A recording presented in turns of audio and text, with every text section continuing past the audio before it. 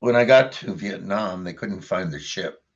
Technology back then wasn't very good. So you think of how could that be? You know, you just call, you just, radar, or whatever, or satellites. There was nothing like that. So they couldn't find the ship. And I went over with a gang of 20 of us from the same course school. We were split up to go look for the ship. Some went to Phu Chu Lai, Da Nang.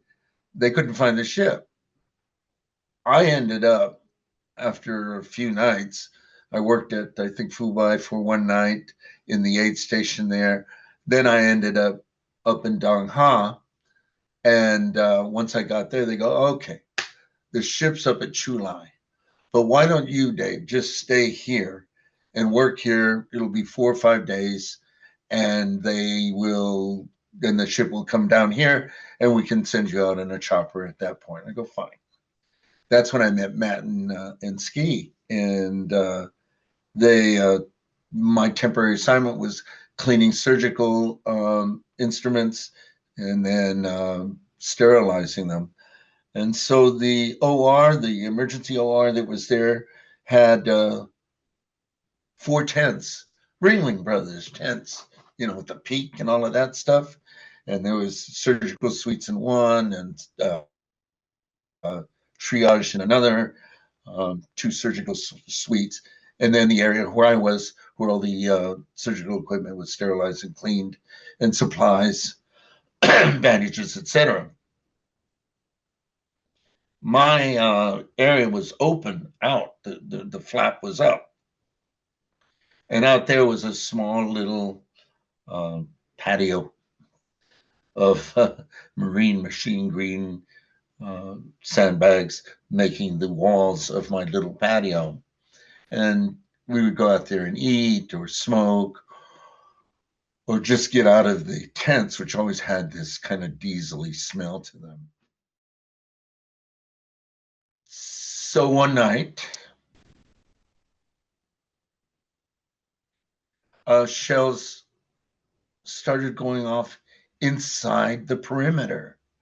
Um, Grenades and explosives were going off, what we would call IEDs today, were going off inside the perimeter. They weren't coming from outside.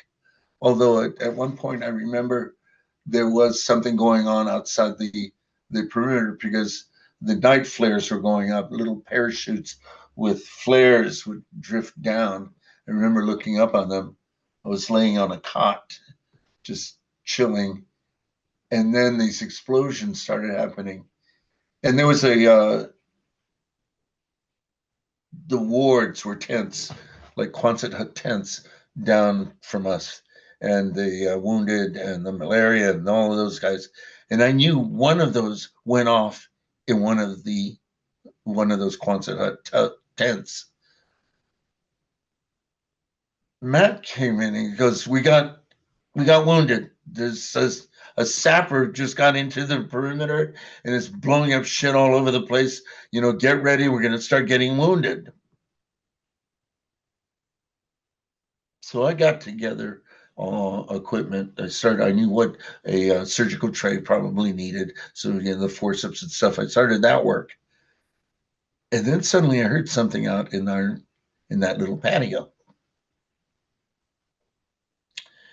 and there it was, a North Vietnamese guy, short, little, skinny dude in the black pajamas in the dark, and he's crawling along the side inside the sandbag walls, trying to hide in the shadows.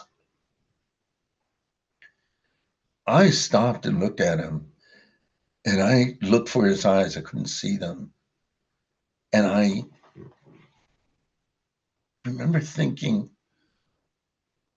what is the blast radius of a Chinese grenade? How much shrapnel am I going to take when he lobs that thing at me and where it might land? Then these three Marines rush in, shoot him. For some reason, they cut him at the thighs. They didn't hit his upper body. They cut him down at his thighs. Literally, one of the legs was already amputating itself off of him as he went down. They ran in, looked down, and they both go, "Shit, he's going to die soon. He's no good for any intel." Then they started making bets amongst each other on how long it would take him to die. And they turned around, "Hey, Doc, we'll get back to you." And they left. And I'm standing there going, "What the fuck?" Finish him off. Where are you going?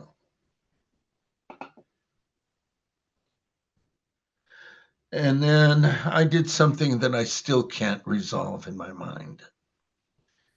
And in doing this recording, I'm just going to go ahead and resolve it now if I can. I don't know who that boy is. I really don't know who he is, because he took his K-bar off of his utility belt. It was a knife about that long. And you're speaking of yourself. And it's me. But I have to do it in the third person because this is really hard. And I took that knife. I had already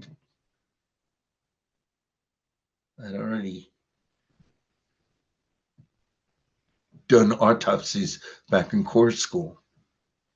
So I knew where the heart was.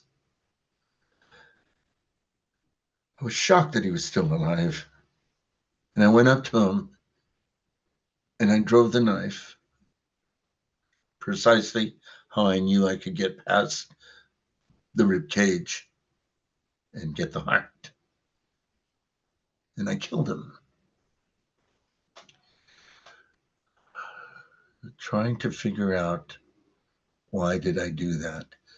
I was only in country 7 days. I was 18. Why did I do that? I kind of think that it was mercy, I hoped, or revenge, because I could hear already the screaming wounded Marines that he had done and probably killed some. But in the end, I was a murderer. I don't know who that guy is. I don't know who I was then. But at that point, I murdered him. And that's what I think of myself now to this day. Makes no sense what I did. I murdered him.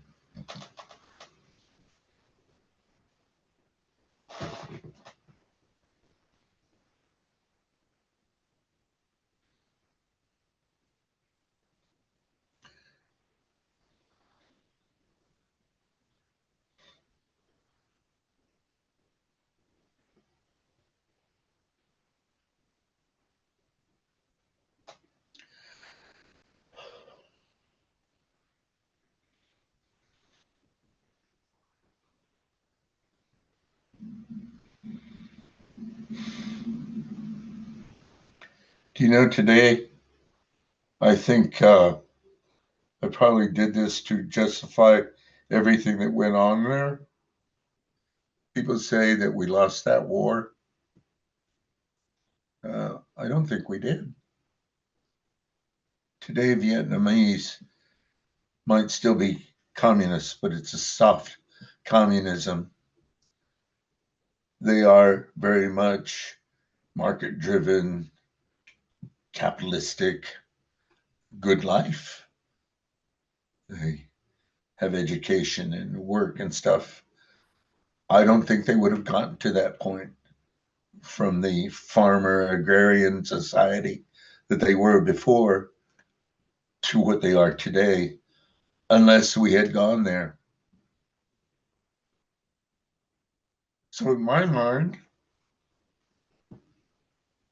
who won the war. That might be some sort of whacked out mind screw I'm doing to justify everything that I did there, including that. But we won.